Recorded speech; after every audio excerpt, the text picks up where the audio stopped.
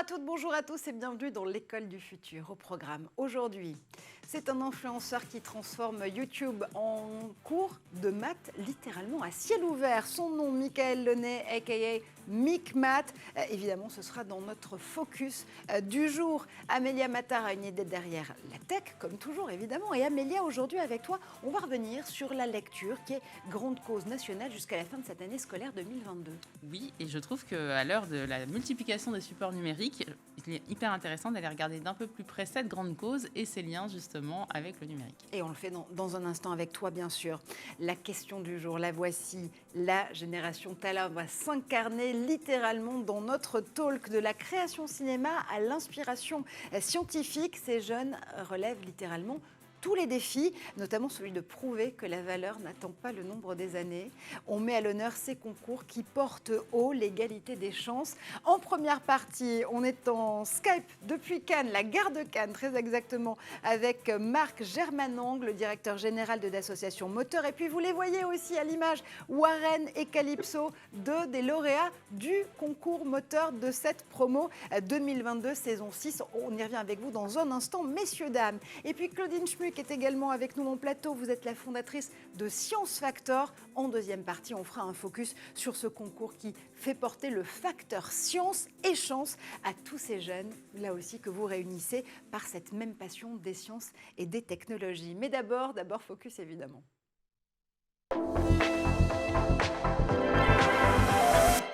Le calcul vous divise ou alors vous avez toujours voulu connaître la vérité sur les tables de multiplication sans avoir osé le demander. N'ayez pas peur, ça tombe bien, il y a justement un influenceur pour ça, il se trouve sur YouTube, il s'appelle MicMath, son vrai nom Michael Launay bien sûr et Édouard Degnaud. Nous dressons le portrait tout de suite. Il aurait pu devenir chercheur, ingénieur ou encore enseignant. Michael Launay est un mathématicien français de 38 ans. Diplômé de l'École normale supérieure et docteur en mathématiques après une thèse sur les probabilités, il choisit de toucher le plus grand nombre et lance son site internet MicMath en 2007. Son ambition d'alors est de proposer une approche des maths différente de celle traditionnellement enseignée à l'école. En 2013, il lance sa propre chaîne YouTube avec pour ambition de vulgariser les mathématiques et surtout, comme il le dit lui-même, de faire découvrir à tous ce monde merveilleux. Dans son style bien particulier, Michael Launay passe en revue tout ce que peuvent offrir les mathématiques. Des théories de culture générale aux grands problèmes de maths en passant par les équations. Ces derniers jours, on a vu ressurgir sur les réseaux sociaux un calcul qui fait débat. Alors celui-ci ou l'une de ses variantes, en tout cas, les gens ne sont pas d'accord sur les résultats. Et vous pouvez prendre un peu de temps pour y réfléchir si vous voulez. Grosso modo, il y a deux façons d'aborder le calcul. On peut soit d'abord calculer cette partie qui fait 2 fois 3, donc 6, puis ensuite calculer 6 divisé par 6 qui donne 1. Ou alors, calculer d'abord 1 plus 2, et puis prendre les opérations qui restent de gauche à droite, et on a donc 6 divisé par 2 qui donne 3, et 3 fois 3, 9. Alors 1 ou 9, quel est le bon résultat ? Il s'agit d'un problème de priorité des opérations. La question c'est dans quel ordre est-ce qu'il faut faire le calcul ?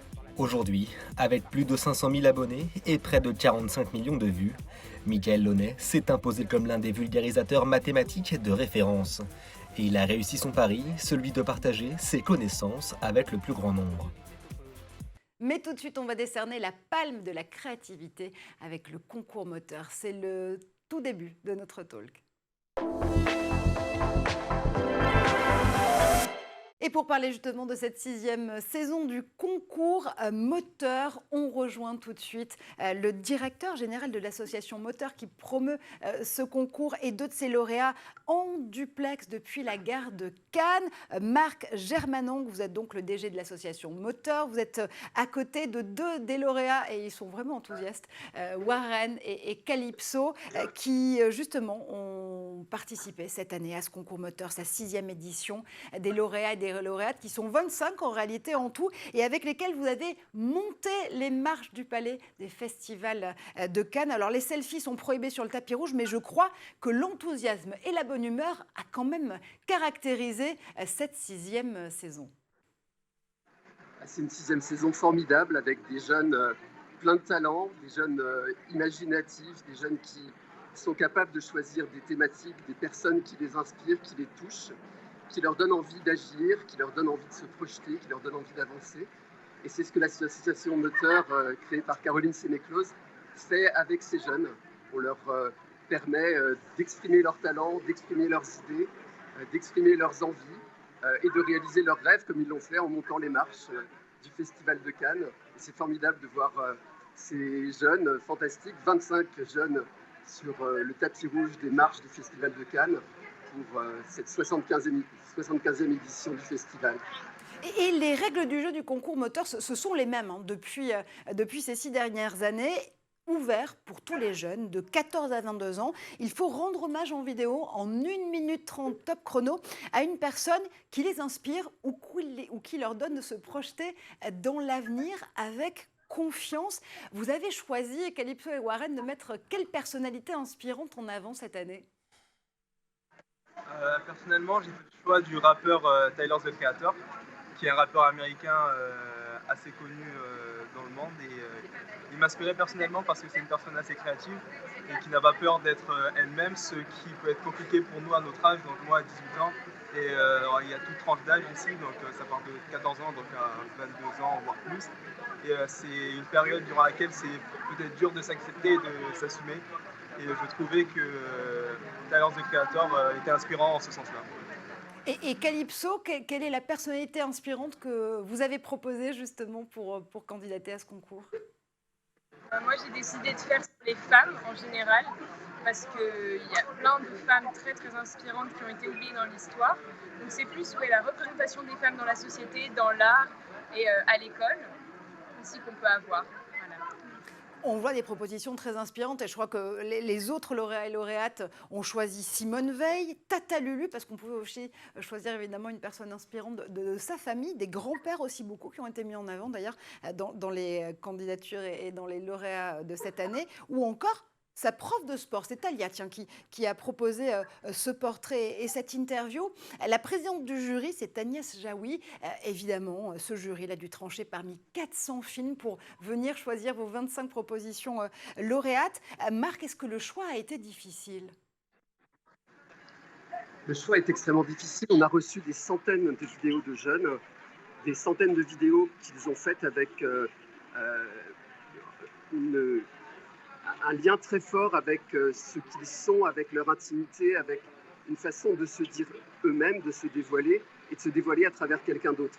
Et donc ces vidéos sont extrêmement difficiles à départager avec, encore une fois, une jeunesse qui est pleine de talent, pleine de diversité, avec des sources d'inspiration qui sont extrêmement multiples. Et donc le choix est extrêmement difficile. Et Agnès Jaoui a été une présidente de jury magistrale, évidemment, pour réussir à sélectionner ces 25 lauréates et lauréats qui sont formidables. Et c'est également Thierry Frémaux, le délégué général du Festival de Cannes, qui vous a remis officiellement, très officiellement même, les claps d'or. C'est votre version de la Palme d'Or pour le concours moteur. Warren, Calypso, le Festival de Cannes, ça représente quoi pour vous? Eh bien, le Festival de Cannes, c'est juste... ça représente pour moi une opportunité de pouvoir transmettre un message, pas seulement à un pays, mais au niveau mondial. Et c'est vraiment un endroit, un lieu où se réunissent des personnes pour s'exprimer et faire passer des messages qui leur tiennent à cœur. Calypso? Je vais parler de ce que représente le Festival de Cannes par rapport à nous, notre position. Je trouve ça génial qu'on puisse porter un message aussi fort parce qu'on est jeunes, on n'aurait pas forcément eu la possibilité d'accéder à ce festival qui célèbre le cinéma.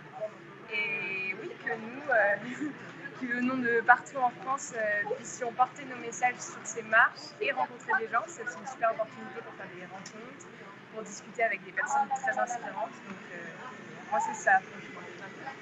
Marc, le fait d'être adoubé, que le concours moteur soit adoubé justement par tout l'écosystème du cinéma international, c'est important pour montrer que le cinéma, les arts créatifs, ce sont les arts de l'inclusion avant tout. Oui, c'est extrêmement important. La symbolique des marches est fondamentale et elle est formidable. Ces jeunes, ils s'élèvent, ils se construisent. On essaie de les construire, ils essaient de réparer un monde qui est quand même très abîmé. Et c'est super important de leur donner cet accès et que l'ensemble du monde du cinéma et que le Festival de Cannes leur ouvre les portes et leur ouvre grand les portes de façon à ce qu'ils puissent s'exprimer, à ce qu'ils puissent montrer leur talent. Et encore une fois, je vous invite à regarder leurs vidéos, à regarder leurs portraits sur la gare de Cannes. Ils sont affichés, des portraits qui ont été traités par JR, l'artiste, le street artiste. Et c'est vraiment magnifique cette opportunité de pouvoir communiquer au monde ce qu'ils sont, leur envie, leur enthousiasme, et de sortir d'un certain nombre de caricatures, de stéréotypes qu'on fait de la jeunesse, et de cette idée que les jeunes sont ceci ou cela. Ils sont belles, beaux, tout simplement, ils sont formidables, ils ont du talent, ils ont de l'envie. Écoutons-les, faisons-leur de la place, et merci au monde du cinéma de le faire à cette occasion. Oui, on les voit justement, ces portraits de l'artiste JR juste derrière vous. Ils sont affichés littéralement dans l'ensemble de la gare de Cannes pendant la durée du festival. Des portraits qui mettent à l'honneur ses lauréats et ses lauréates, en effet. Alors le projet moteur, c'est aussi un projet qui se vit tout au long de l'année, qui se cultive 365 jours par an. Regardez. Elle naît d'un sourire, d'un mot, d'un geste. C'est la voix d'une mère qui guide tes premiers pas, la main d'un père qui pousse ton vélo dans l'allée, le regard d'un pote qui fait chaud au cœur. Elle te donne des ailes, elle amplifie ta force, elle décuple ta rage. Elle dit « go » quand tout le monde dit « stop ». Elle dit « ça va passer ». Elle dit « ne lâche rien ». Elle emmerde la peur, elle file des baffes aux sceptiques, elle balaye les préjugés. Elle te donne du courage, celui de dire merci et de tendre la main. Elle peut mettre un temps infini pour arriver et puis disparaître. Elle ne se gagne pas d'un coup. Elle est fragile. Il faut la protéger, l'encourager, la nourrir. Elle est en chacun de nous. Il suffit juste de la chercher. La confiance, c'est ton moteur, ton énergie, ta flamme. Alors, action. Moteur, ose la confiance. C'est super. Oser la confiance, justement, avec ce très beau slam de Grand Corps Malade, qui a été notamment président du jury, si je ne m'abuse, Marc.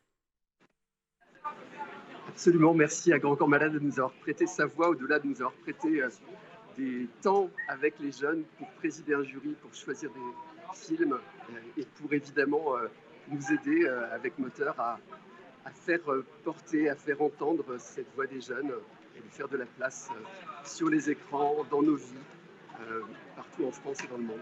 Et on était aussi émerveillés par ces mots en plateau ici avec Claudine Schmuck pour Science Factor et avec Amélia Matar, évidemment, parce que, mesdames, c'est vrai que ces mots de confiance qui sont portés, qui deviennent un super pouvoir, c'est la clé pour pouvoir justement de redonner à cette jeunesse le goût de créer, le goût de se faire confiance tout court. Absolument, et franchement bravo pour la qualité de cette vidéo qui est absolument magique et qui fait passer, vous avez raison, un message clé qui est celui de la confiance, qui est quelque chose qui manque parfois aux adolescents. D'ailleurs, j'ai noté que Warren, à un moment donné, l'a bien dit, c'est un des éléments qui l'a fait choisir son rôle modèle, parce qu'on est dans une phase un peu incertitude.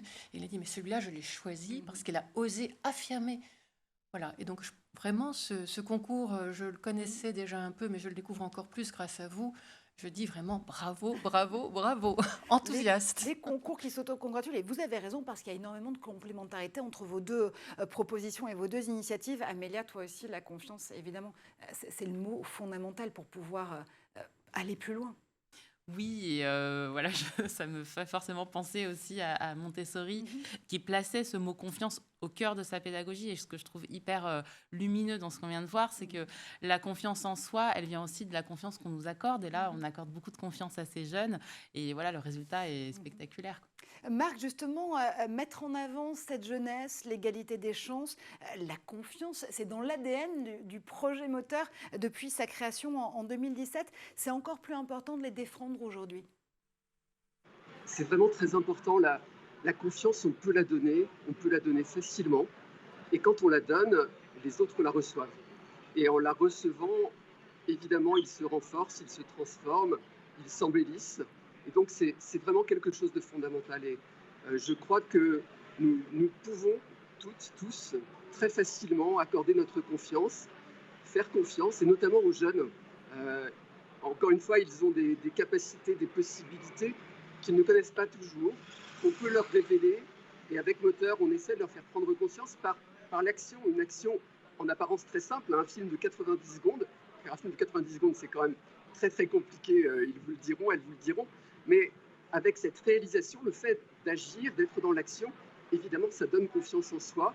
Et le fait de se voir reconnaître, ça grandit encore cette confiance et ça permet d'avancer de façon formidable. Ouais, j'ai envie qu'on retourne la question justement à Warren et Calypso, 2 des 25 lauréats de cette 6e édition du concours Moteur. La confiance dont on vous a témoigné en vous couronnant lauréat et lauréate, c'est aussi quelque chose que vous avez envie de transmettre à celles et ceux qui voudraient candidater pour l'année prochaine? Oui, totalement. Bien sûr qu'on aimerait vraiment leur faire comprendre que c'est important d'avoir confiance en soi. Comme l'a dit Marc, c'est souvent compliqué de comprendre que notre parole, que notre message, le message qu'on souhaite porter est légitime. Et c'est ce qui est beau dans Moteur, c'est qu'il donne une certaine légitimité à notre message et à notre voix, qui en quelque sorte porte, même si c'est qu'un film de 90 secondes. Et ça nous permet de prendre confiance en nous et c'est certainement une arme qui nous sera utile toute notre vie. Je pense qu'on est hyper reconnaissant d'être là et de pouvoir porter notre message. Et si on peut le transmettre à l'année prochaine, à l'année de promotion qui vont suivre, c'est encore mieux. Là, on a des activités qui sont organisées autour du thème de la confiance.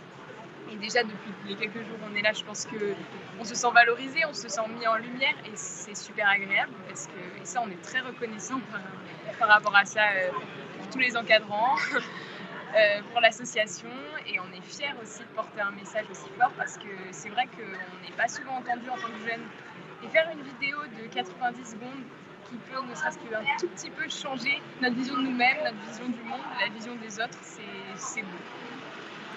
Je vais ajouter que l'association Moteur, c'est aussi les anciennes et les anciens lauréats et qui deviennent des ambassadeurs, des ambassadrices et qui continuent à porter ce message, qui encourage les autres jeunes, d'autres générations à faire ces vidéos de 90 secondes, à faire d'autres choses dans lesquelles ils peuvent se lancer et à oser la confiance, donc pour avancer toujours davantage. Et une des anciennes lauréates qu'on connaît très bien ici sur le plateau de l'École du Futur, c'est Ariana Diarra, qui avait été lauréate en 2020 et qu'on a retrouvée aux côtés de l'initiative Ta Voix Compte, initiative d'Ashoka pour porter les valeurs, les sujets qui sont ceux de l'engagement politique des jeunes aujourd'hui dans cette année qu'il est tout autant politique. C'est quoi la suite pour les talents justement du projet, Marc? La suite, c'est la suite qu'ils ont envie, eux, d'imaginer. On les accompagne, on essaie de leur permettre et de faire tremplin avec eux, pour eux, avec elles. Et c'est eux qui construisent leur aujourd'hui, leur demain. Ils le font avec talent. Vous parlez d'Ariana. Ariana, formidable jeune femme qui est à la fois lauréate Moteur, ou ancienne lauréate Moteur, qui est engagée, comme vous l'avez dit, auprès de Ta Voix Compte, qui est engagée aussi auprès d'une autre association d'éloquence qui s'appelle Trouve ta voix. Et l'engagement que montrent ces jeunes, leur capacité à agir dans la société, je crois que c'est super important de le reconnaître, de le montrer, de le révéler, à la fois pour eux et pour nous. Quand je dis nous, c'est moi, les générations plus anciennes, pour avoir vraiment conscience que les jeunes sont souvent invisibilisés alors qu'ils ont une place, pas demain, ils ont une place aujourd'hui dans la société et que cette place, elle compte et qu'ils la prennent et qu'ils sont entrepreneurs, qu'ils sont allants, qu'ils sont des forces de transformation de la société par leurs engagements, par leurs idées, par leur imagination, par un certain nombre de rejets aussi, par un certain nombre de points de vue et de regards critiques et heureusement critiques sur la société que nous partageons avec eux, qu'ils partagent avec nous, qu'elles partagent avec nous. Et cette place, ils l'ont prise sur les marches de Cannes hier soir. Merci infiniment à vous, Marc. Merci Warren et merci Calypso. Et puis bravo surtout. On a hâte de découvrir la façon dont vous allez transformer ce concours Moteur, faire effet boule de neige après cette sélection cette année. Bravo à vous. Merci beaucoup. Allez, on laisse justement le projet moteur et le concours moteur vivre ses aventures à Cannes, mais vous le voyez, en effet, c'est quelque chose qui est extrêmement enthousiasmant. Moi, ce que je retiens de ce témoignage, c'est l'enthousiasme que ces jeunes, que Warren, que Calypso, avaient de pouvoir témoigner de leur participation à ce concours, de la personne inspirante dont ils avaient envie justement de dresser le portrait, de mettre en lumière. Ça aussi, c'est important dans Science Factor, on va le voir dans un instant, Claudine, mais s'il fallait résumer en un mot justement ce témoignage de Warren et Calypso. Convaincant sur le fait que lorsque l'on tend la main à un adolescent, il entend, il répond, il réagit et il rentre très vite dans l'action. Ils ne sont pas spectateurs, il suffit de leur tendre la main pour qu'ils deviennent acteurs. Ça, c'est important. Et justement, on va continuer à apprendre à devenir acteur avec d'autres matières. Cette fois-ci, on va s'intéresser à l'inspiration scientifique et technologique avec Science Factor. Mais d'abord, on fait un tour du côté de la planète tech.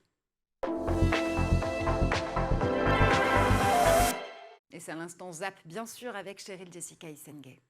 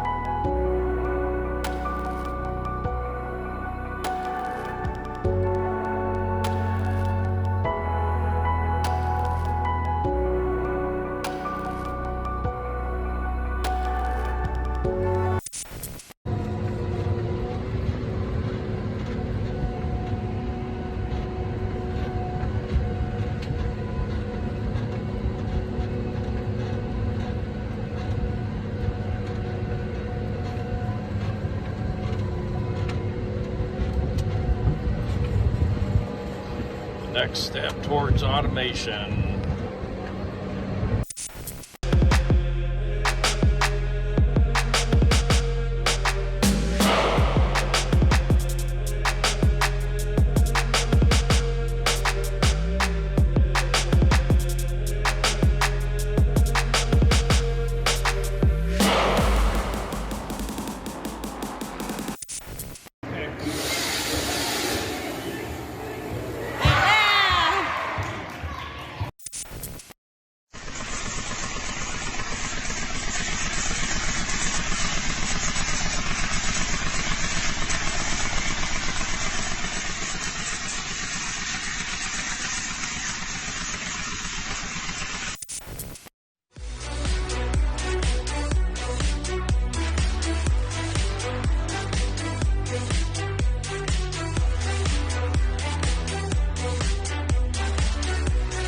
Et nous sommes de retour évidemment sur le plateau de l'École du Futur, toujours en compagnie de Claudine Schmuck, fondatrice de Science Factor. On va justement revenir avec vous, Claudine, sur les fondamentaux de la création de ce concours qui est proposé aux collégiens, collégiennes, lycéens et lycéennes pour mettre en avant leur créativité, leur inspiration scientifique et technologique. Mais on est aussi en duplex depuis Rabastens dans le Tarn avec une des équipes qui participe au concours de cette année. Ils se sont hissés jusque sur le podium des finalistes, pour l'instant en tout cas, prix Handi numérique et prix collège.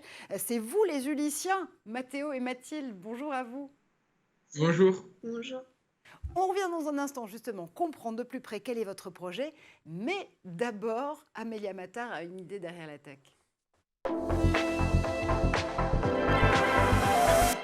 Et Amélia, aujourd'hui, on va revisiter avec toi la grande cause nationale de cette année scolaire 2022, c'est la lecture. Oui, absolument. On le sait, l'objet livre occupe une place essentielle dans les activités à proposer aux jeunes enfants. Les enfants petits et grands adorent les histoires, et ce, dès le plus jeune âge. Comme le dit si bien l'auteur Yuval Noah Harari, l'auteur donc de Sapiens, une brève histoire de l'humanité, seul l'humain est doté de cette capacité d'imaginer des histoires complètement fictives et d'y croire. Le propre de l'homme est de se raconter des histoires et les livres sont finalement l'emblème le plus saisissant de notre humanité, j'ai envie de dire. Mais est-ce que les livres ont vraiment le vent en poupe en 2022 ? Eh bien, en mars dernier, le Centre national du livre, le CNL, a rendu public les résultats de son étude « Les jeunes Français et la lecture » confiée à Ipsos. L'objectif était de mesurer, de comprendre et d'identifier les pratiques de lecture chez les jeunes de 7 à 25 ans. Et les chiffres sont très intéressants. Contrairement à ce que nous pourrions penser, les jeunes sont encore, les hommes sans doute aussi, les jeunes sont encore nombreux à lire. Globalement, 81% des 7-25 ans lisent pour leur loisir par goût personnel. Dans ce cadre, ils ont lu 5,4 livres au cours des 3 derniers mois, c'est pas mal. 4,4 livres hors élèves de primaire. Lorsqu'ils lisent par goût personnel, dans le cadre de leur loisir, ils privilégient la BD et le roman. Les 7-19 ans lisent davantage de BD, de mangas, de comics, quand les 20-25 ans privilégient encore les romans, suivis par les BD, les mangas et les comics aussi. Le résumé, la couverture, le héros sont leurs premiers critères de choix de livres, tout comme les conseils, et en particulier les conseils de leur famille et notamment de leur mère. Et effectivement, il y a plusieurs études qui montrent que les mères sont prescriptrices dans la lecture des enfants. Et dans ce cadre, le Centre national du livre a réalisé plusieurs courtes vidéos de témoignages d'enfants. Je vous invite à aller les voir. Je vous en partage quelques images ici. On y voit des enfants qui présentent leur attrait de la lecture. C'est vraiment adorable et très touchant. Bon, donc ça veut dire qu'en réalité, tout va bien. Les enfants lisent. Alors, certes, les rats de bibliothèque ne sont pas une espèce en voie de disparition, mais tout de même, c'est une espèce à protéger. Derrière ces chiffres et ces observations encourageantes, la réalité n'est pas aussi rose qu'il n'y paraît. 16% des jeunes n'aiment pas lire ou détestent lire. Les adolescents décrochent de la lecture de manière assez significative. Le temps de lecture loisir décroît de manière importante après 12 ans, et notamment chez les garçons. Et sans surprise, les écrans prennent le pas sur la lecture avec une moyenne de 3h14 de lecture par semaine chez les 7-25 ans, contre 3h50 par jour sur les écrans. Donc voilà. Ce temps d'écran passe à 5h33 chez les 20-25 ans. Alors pour nuancer, on peut quand même imaginer qu'ils travaillent sur cet écran. On va se rassurer comme ça. On espère. On va croiser les doigts quand même un peu. Et par ailleurs, c'est intéressant de noter que le numérique n'est pas que l'ennemi de la lecture chez les jeunes. Il fait manifestement aussi émerger de nouvelles pratiques de lecture. 40% des 7-25 ans ont déjà lu un livre numérique et 58% ont déjà écouté un livre audio ou un podcast. Oui, c'est ce que j'allais te dire. Le numérique et la lecture, c'est pas antinomique. On le dit souvent justement ici dans l'école du futur. On reçoit aussi des attaques qui mettent la lecture à l'honneur avec des solutions par l'intermédiaire des écrans. Ok, c'est vrai, mais du temps d'écran effectif cette fois-ci. Absolument. Et alors, pour encourager cette jeunesse à lire, l'État et le ministère de l'Éducation nationale ont mis en place de nombreux dispositifs. L'une de ces initiatives va bientôt battre son plein en plein cœur de l'été. Il s'agit de l'événement Partir en livre, la grande fête du livre jeunesse du 22 juin au 24 juillet 2022. Organisé par le Centre national du livre, justement, sous l'impulsion du ministère de la Culture depuis 2015, Partir en livre fédère de nombreuses manifestations sur tout le territoire qui font la promotion du plaisir de la lecture auprès des jeunes. Sur les plages, dans les campings, au pied des immeubles, dans les parcs, dans les jardins, Partir en livre a pour ambition de rapprocher le livre des enfants et des adolescents et de leurs familles. On parle de plusieurs milliers d'initiatives sur tout le territoire qui sont référencées sur le site internet partir-en-livre.fr. Et même si le cœur de l'initiative débute fin juin, de nombreux événements préparatoires à destination des professionnels sont déjà référencés. Et cette année, la thématique de Partir en livre est l'amitié. L'amitié que notre jeunesse vit beaucoup à travers les likes et qu'elle va aussi adorer vivre à travers les livres, je pense. Alors, je ne sais pas si on va partir en livre ou en live, mais en tout cas, Claudine, c'est intéressant parce qu'on le voit, ces initiatives, elles sont aussi faites pour pouvoir montrer que ces jeunes ont des valeurs. Elles sont chevillées au corps. Amelia, tu le disais, l'amitié, c'est pas que des likes, c'est aussi des amitiés effectives. On peut le vivre au travers de la lecture. C'est important d'avoir ces initiatives pour montrer que cette jeunesse, elle peut s'illustrer sur tous les plans. C'est vraiment même au cœur de la démarche Science Factor qu'on a engagée. C'est à ça qu'on fait appel, puisqu'on leur demande de présenter des projets pour l'intérêt général, pour le bien commun. Ça peut être la santé, l'environnement, la société, tous les domaines sont ouverts, tous les champs sont possibles. On leur demande juste de nous raconter leurs rêves et de le raconter d'une façon relativement concrète. Donc, il y a un petit élément de prototype et un petit élément de recherche scientifique. Ce faisant, on ouvre grand les portes à tous les rêves possibles et imaginables. Ils sont là, ils répondent présents et comme je pense, vous le verrez, ça donne des expériences merveilleuses. On ouvre la boîte des rêves tout de suite grâce à l'inspiration scientifique et technologique et le concours Science Factor. C'est la deuxième partie de notre talk. Et nous aussi, tiens, on est très heureux et surtout, on a beaucoup de chance de vous avoir en plateau avec nous aujourd'hui. Claudine Schmuck, vous êtes la fondatrice de Science Factor et on est aussi en duplex depuis le Tarn, depuis Rabastens, avec Mathéo et Mathilde, deux des membres de l'équipe Les Ulyssiens. Les Ulyssiens qui sont d'ailleurs finalistes du prix Handi Numérique et collège cette année pour Science Factor. On revient vers vous dans un instant pour mieux comprendre les coulisses de ce projet de l'Ulyssboard, votre version de l'Overboard. Mais d'abord, Claudine, on le disait, Science Factor, c'est un concours qui s'appuie sur des valeurs fortes parce que ce que vous proposez à ces jeunes, partout dans la France entière, ces collégiens, ces collégiennes, c'est de porter des rêves qui vont être aussi des projets de défense citoyenne, de défense des valeurs aussi de science et de technologie que cette jeunesse a envie de porter haut. Absolument. Et en fait, ce que l'on veut démontrer, c'est que chacun a le droit de rêver. Et donc, de ce fait, on ouvre les portes très largement. Ça s'appelle un concours, mais c'est tout sauf élitiste. C'est-à-dire qu'on inonde la France, les zones, notamment les zones défavorisées, aussi et beaucoup les établissements qui accompagnent des élèves en situation de handicap. Donc on diffuse très très largement l'information pour inviter tous les élèves à nous présenter des projets en partant du principe qu'un rêve, comment on le raconte? Eh bien, on dit à quoi ça sert, on dit qu'est-ce que ça apporte au monde qui vous entoure, qu'est-ce que ça apporte de nouveau et pourquoi on s'implique. Donc c'est tout ce qu'on demande aux élèves de nous raconter en quelques mots et une petite vidéo. Et parce que cette façon de raconter le concours est très inclusive et très ouverte, on est le seul concours auquel participent autant d'élèves issus de milieux défavorisés qui nous apportent la démonstration par A plus B, mais qui sont là et que non seulement ils savent rêver, mais ils savent concrétiser et transformer l'essai.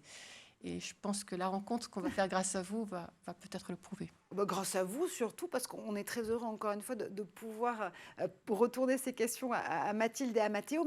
Mais d'abord, pour qu'on comprenne bien justement aussi la règle du jeu de Science Factor, c'est aussi une participation égale de filles et de garçons que vous mettez en avant. Et ça, c'est très important parce que les enfants collégiens, lycéens vont pouvoir candidater par équipe. Je crois qu'il y a des équipes de 2, des équipes de 4. Certaines sont accompagnées par des tuteurs du projet, d'autres le font de façon autonome.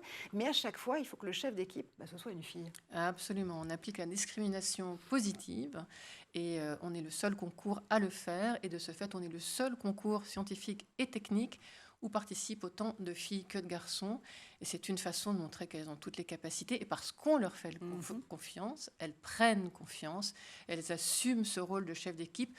C'est parfois pas simple d'ailleurs. L'équipe que nous allons écouter en atteste, mais malgré tout, elles sont là, elles le font, et ça fonctionne. Ce faisant, elles deviennent des ambassadrices absolument merveilleuses des métiers de demain. En tant qu'actrice, encore une fois, pour moi, le rôle important, le message important que nous, en tant qu'adultes, on doit transmettre aux ados, c'est ne soyez pas spectateurs, soyez acteurs de votre avenir. Et c'est pour ça qu'on leur tend la main, et c'est aussi pour ça qu'on va au-delà de la remise des prix.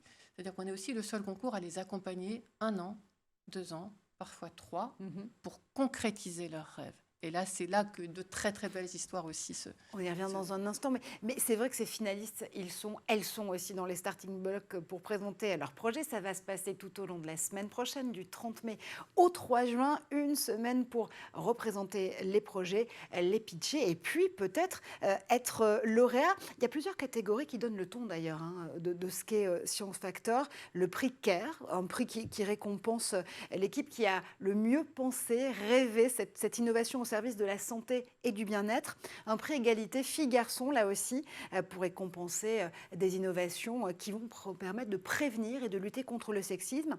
Et puis un prix Handi Numérique. Ce prix, il récompense une solution numérique, évidemment, mais qui présente une solution, un rêve là aussi mis à jour pour au moins une élève en situation de handicap qui doit pouvoir intégrer l'équipe qui va défendre ce projet-là. Ça tombe bien parce que justement, Mathéo et Mathilde, vous faites partie de l'équipe des Ulyssiens, finalistes donc pour ce prix Handi numérique, finalistes aussi de la catégorie collège. Vous êtes collégiens à l'unité locale, vous êtes d'abord collégien au collège Léon Gambetta de Rabastens, mais Ulyssien. Pourquoi Ulyssien? Parce que c'est comme Ulysse, l'acronyme qui signifie unité locale d'inclusion scolaire. Ça y est, je suis retombée sur mes pattes. Mathéo, Mathilde, pourquoi vous avez eu envie de porter ce projet, votre vision de l'overboard, l'Ulyssboard, pour ce concours 2022? Alors, c'est le concours Science Factor qui nous avait contacté. Oui, il nous a contacté et on s'est dit pourquoi pas s'inscrire au concours pour présenter notre projet. Et en présentant ce projet, vous aviez déjà donné réalité à l'Ulyssboard ou c'était encore un véhicule mis à la disposition des élèves à mobilité réduite qui était encore en cours de construction? Vous cherchiez un petit peu le modèle pour l'Ulyssboard? C'était encore en cours de construction. On vient tout juste de commencer. On a commencé début juin et début juin, on a commencé à créer ce projet. C'est allé relativement vite parce qu'il y a beaucoup de technologies quand même dans l'Ulyssboard. J'ai regardé en détail la vidéo que vous avez présentée justement auprès du jury de Science Factor pour pouvoir expliquer comment vous êtes arrivé à pouvoir construire un tel véhicule. Il y a eu aussi des étapes de test. Parfois ça marchait, parfois ça ne marchait pas. Racontez-nous.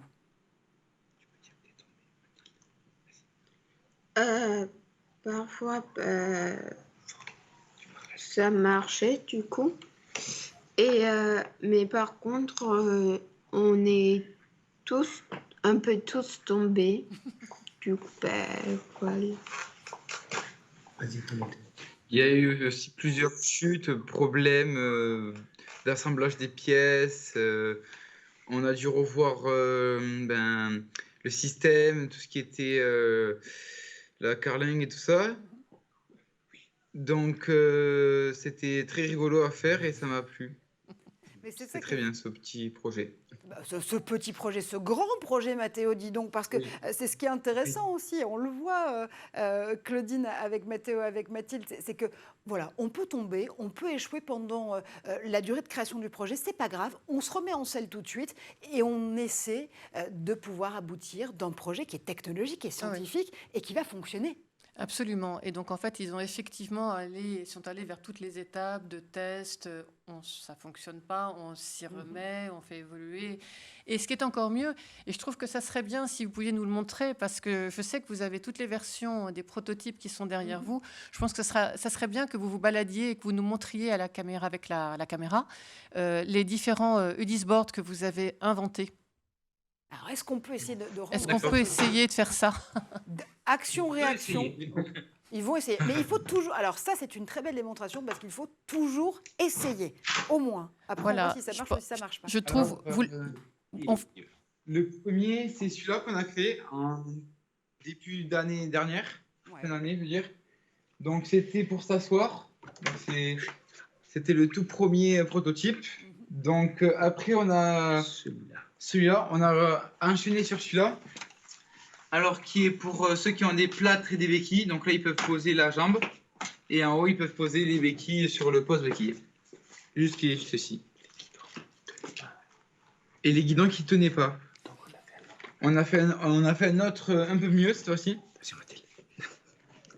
Il est ici, avec un guidon qui tient sur deux tiges en métal.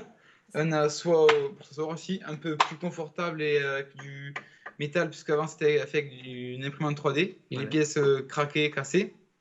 Et après le tout dernier prototype de l'Ulyssboard, c'est celui-là, le pliable, tout terrain, parce que Mathilde devait partir en Italie cette année et visiter Pompéi, tout ça, comme c'était beaucoup de marches sur des pavés, on l'avait créé pour le voyage. Bravo, bravo. On voit ce prototypage, cette idéation qui a été menée au fur et à mesure des étapes du projet. Et puis surtout, c'est intéressant, Claudine, parce que ça nous montre bien qu'en fonction des problématiques auxquelles sont confrontés ces collégiens et ces lycéens, il y a toujours une solution à débloquer. Absolument. Et ils font preuve d'une imagination absolument extraordinaire. Parce que là, on ne l'a pas vu, mais il y a la station solaire aussi. C'est-à-dire que l'Ulysse Board peut se recharger avec des panneaux solaires, donc qui c'est juste derrière eux aussi. Donc c'est quand même assez ingénieux. Puis ils sont allés plus loin, c'est-à-dire qu'ils s'intègrent vraiment dans la vie de l'école. Et alors, ils ont posé devant l'Ulysse des petits balais qui sont formés comme ça en forme de râteau. Et donc, ils vont balayer la cour de l'école avec. C'est l'initiative citoyenne des Ulyssiens, la contribution citoyenne. Et puis, il y a aussi autre chose, je crois, que vous faites dans le cadre des aides que vous apportez au collège. Est-ce que... On a mis derrière 2 ou 3 Ulysse Board, on a mis des bacs, parce qu'en fait, les feuilles de papier, en fait, les élèves les froissaient, et c'était pas très écologique. Donc, pour des situations écologiques et environnementales, on a créé des poubelles pour les mettre, pour pas les froisser, en fait, parce que quand ils sont froissés, on peut pas les recycler. Et on s'est dit qu'en fait, comme il y avait beaucoup d'élèves qui jetaient les papiers, on s'est dit qu'on allait les mettre dans une poubelle qui est là. Ah, voilà, c'est un couvercle, je le montre, voilà. Un couvercle ici. On met les feuilles dans le trou, c'est parfait pour mettre les feuilles, sans les froisser. Et donc, comme il faut les ramasser 1 à 2 fois par semaine, eh bien, on s'est dit que pour aider les agents qui font ça, on les met derrière les Ulysse Board, les bacs, et pendant la récré, il y a 2 élèves de l'Ulysse qui vont ramasser les papiers dans les classes avec un Ulysse Board. À chaque problème, sa solution, on le voit avec vous, Mathéo et Mathilde. C'est intéressant, ça, Claudine, parce qu'on voit que ces projets, ils arrivent à maturation. Ils sont encore une fois accompagnés parfois par des tuteurs tout au long de l'année scolaire pour pouvoir passer les étapes au fur et à mesure, devenir finaliste et peut-être lauréat la semaine prochaine. Qu'est-ce qui se passe après le concours? Ces projets, ils vont avoir une vie parce que c'est du très concret, encore une fois. Oui, absolument. Donc, on les accompagne, on va les accompagner 1 an ou 2 ans pour qu'ils se concrétisent. Et là, je pense qu'il faut noter que leur rêve, et peut-être que Karl ou l'un des élèves peut le raconter, c'est quoi votre rêve pour qu'on vous accompagne? Qu'est-ce que vous voulez faire? Alors, nous, ce qu'on aimerait faire, c'est poser un brevet libre de droit. Voilà. Et pour que tout le monde ait accès à la fabrication de l'Ulysse Board. Et en plus de ce brevet, faire un plan de montage, puisque tout se fait à partir de matériaux recyclés. Et si on pouvait créer un plan de montage universel, chaque association qui en aurait besoin, ou chaque enfant ou famille qui en aurait besoin, pourrait prendre le plan de montage et se le fabriquer chez lui facilement, quoi. Voilà. Ça serait... C'est une idée absolument excellente. C'est dur, mais c'est excellent. C'est de l'open source, c'est de la co-construction. Et évidemment, c'est avec vous. On vous souhaite bonne chance, l'équipe des Ulyssiens. Vous êtes finaliste. On verra si vous êtes lauréat la semaine prochaine. J'ai comme l'impression que Claudine a déjà donné sa voix quelque part. Et c'est vrai que ce projet est absolument... Suspense. Suspense toujours. Et ce projet est absolument formidable. Je crois qu'il y a aussi certains projets, notamment qui ont été primés, Claudine, qui vont être inaugurés dans quelques jours, notamment au Havre. Ça va être là aussi dans quelques jours au mois de juin. Il y a un passage piéton de 2e génération qui a été imaginé par des élèves de 5e, qui était en REP et qui est un passage piéton autonome en énergie et qui est également conçu pour pouvoir être utilisé par des personnes qui ont des handicaps, malentendantes ou malvoyantes. Et donc, c'est une innovation parce que ce passage a été construit maintenant il y a 2-3 ans. Il va être inauguré bientôt, mais il est construit depuis 2-3 ans. Et c'est un très, très grand motif de fierté pour le collège parce que ces petites filles, quand je les ai vues, l'équipe des Little Miss Sunshine, c'est comme ça qu'elles s'appelaient. Très bon. Elles pensaient à tout sauf qu'elles seraient un jour lauréates d'un concours. Et maintenant, c'est les rôles modèles de leur collège au Havre. Et oui, comment devenir justement ces ados, ces collégiens, ces lycéens, ces lycéennes inspirants, tout simplement en mettant, vous l'avez entendu, vos rêves à exécution et en leur donnant une réalité grâce au projet Science Factor. Merci infiniment Claudine Schmuck d'avoir fait un tour par le plateau de l'École du Futur. On remercie évidemment Mathéo, Mathilde et puis Karl, leur tuteur depuis Rabastens dans le Tarn. Merci Amélia, comme d'habitude, pour toutes tes idées. Et puis nous, on se retrouve très bientôt sur le plateau de l'École du Futur.